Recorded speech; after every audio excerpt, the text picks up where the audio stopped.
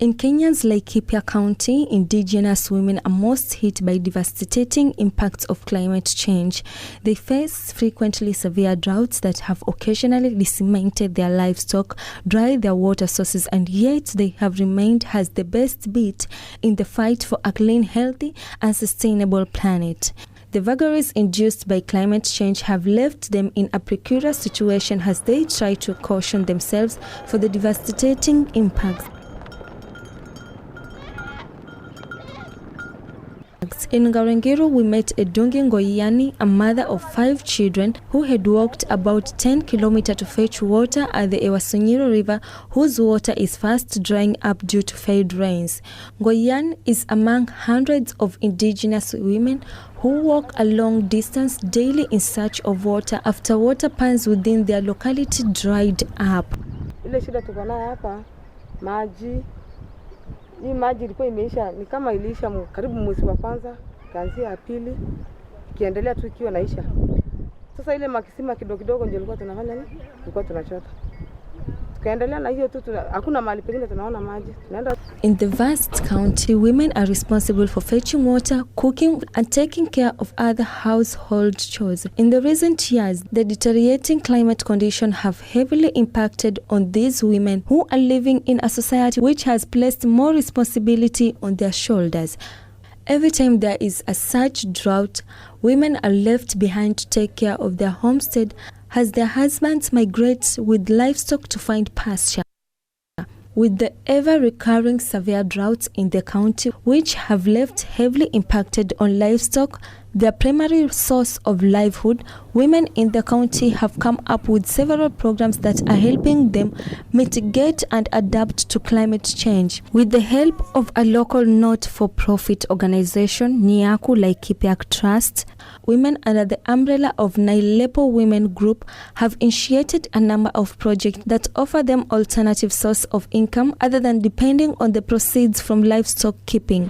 More so, the project have gone a long way in conserving environment. Grace Macero is leading a team of 7 women in harvesting cactus fruits. It's a difficult exercise and they put up with needle-like spikes since they lack proper gear to do the work. Women resulted to cactus after realizing it was more adaptive to climate change, unlike livestock which are highly vulnerable to the perennial droughts. The cactus fruits are helpful to those women other than eating the fruits.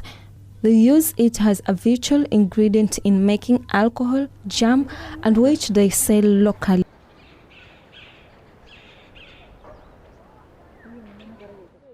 Kiangazi imetufanya tukaamua kutoka kwa ile vitu zetu ile mfugo zetu ambao tumekuwa tukilisha, ambayo imekuwa ikitusaidia kutupatia chakula, maziwa, ndio hata wamama wanauza, ndio wanapata pesa na mnyama.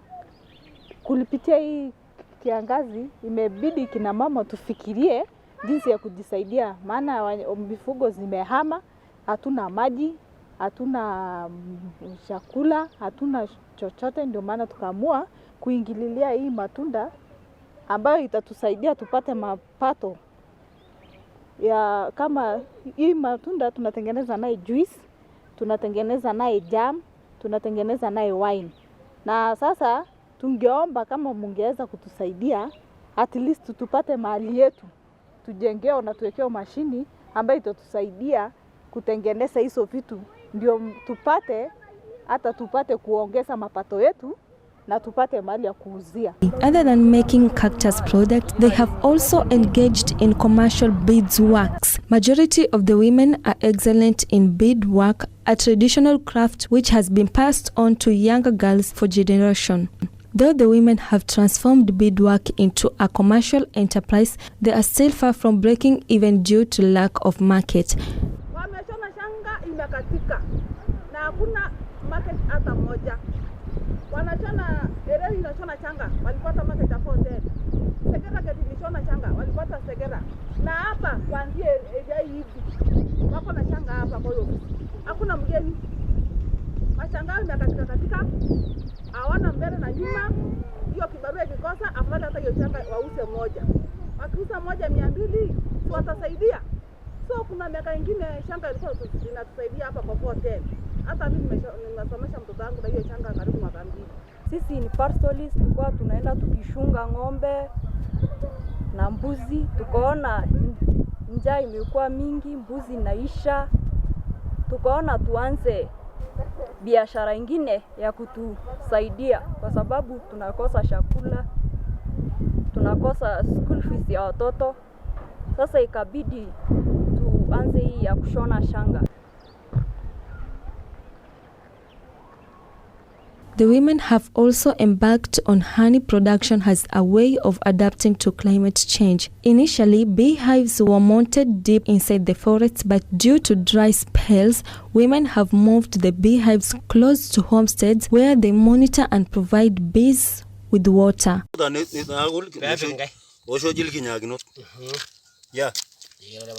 To help the women mitigate and adapt to climate change, the International Indigenous Women Forum, FIMI, in partnership with the Laikipia Trust, are empowering the women through provision of energy-saving cooking stoves. The energy-saving cooking stoves have helped the community reduce deforestation since the stoves use less firewood. Faida ya hii juko tuliletewa na Yiaku Jennifer. Sasa hii wakati tulikuwa tunaenda kila siku kutoa kuni. Sasa ukilete mkongo moja unaweza kutumia kama wiki moja. Na samani unatumia siku 2 naisha. Saa hii unaweka kidogo unakata mara 2 unaweka na naipisha chakula. Afanyi sisi tushoke kama samani. Na tena anasaidia sisi kwa msituni. However, despite the women's effort in fighting climate change, they are still faced with drawbacks such as funding to train them on how to effectively mitigate and adapt to climate change.